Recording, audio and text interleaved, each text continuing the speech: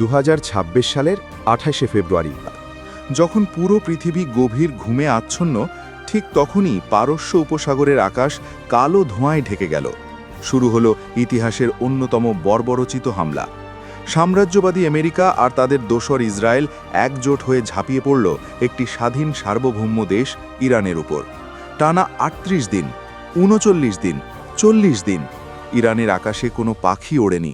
উড়েছে শুধু American F-35 আর Israeli missile. 900-র বেশি লক্ষ্যবস্তুতে আঘাত হানা হয়েছে।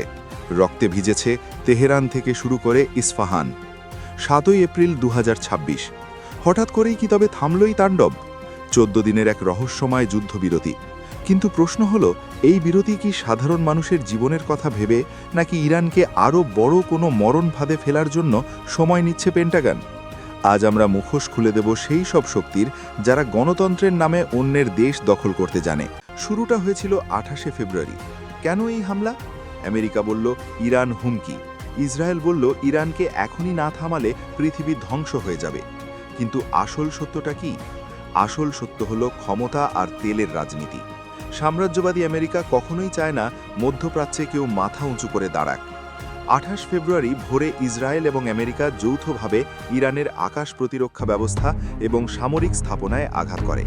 তারা টার্গেট করেছিল ইরানের পারমাণবিক কেন্দ্রগুলোকেও। তাদের লক্ষ্য ছিল একটা জাতিকে পঙ্গু করে দেওয়া। কিন্তু তারা ভুলে গিয়েছিল এটা গাজা বা লেবানন নয়, এটা ইরান। 900-র বেশি হামলা চালিয়েও তারা যখন দেখল ইরান মাথা নত করছে না, তখনই শুরু হলো তাদের আসল নোংরা খেলা। মার্চ মাস জুড়ে আমরা যা দেখলাম তাকে যুদ্ধ নয়, গণহত্যা বলা চলে। ইসরায়েলি বিমানগুলো একের পর এক আবাসিক এলাকায় ড্রোন হামলা চালালো। কিন্তু ইরান কি বসেছিল? না, ইরানের ড্রোন আর মিসাইল যখন ইসরায়েলের বুক চিরে মার্কিন ঘাঁটিতে আঘাত হানল, তখন ওয়াশিংটনের সাহেবদের কপালে চিন্তার ভাঁজ পড়ল।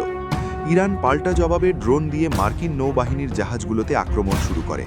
শুধু তাই নয়, বিশ্ববাজারের লাইফলাইন হরমুজ প্রণালী বন্ধের উপক্রম হলো।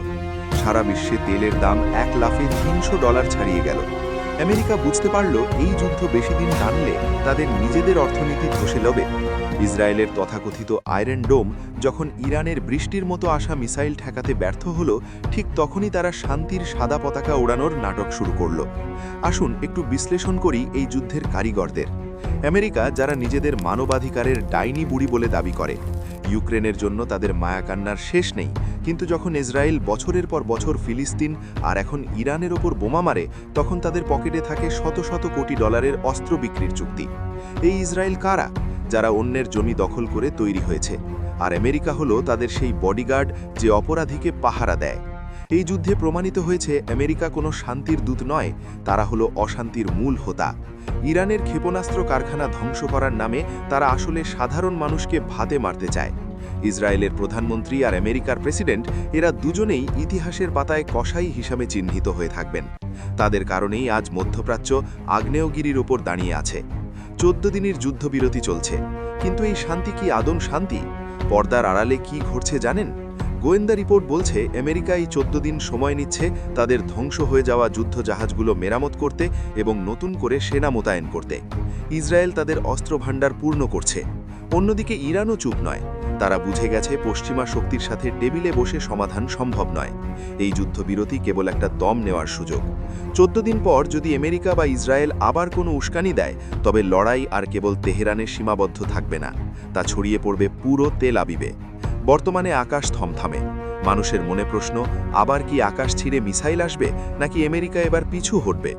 বর্তমান ভূ রাজনীতি বলছে এই 14 দিন পর পৃথিবী এক নতুন সংকটের মুখোমুখি হতে যাচ্ছে। বন্ধুরা, আমরা এমন এক যুগে বাস করছি যেখানে শক্তিই ন্যায় বিচার।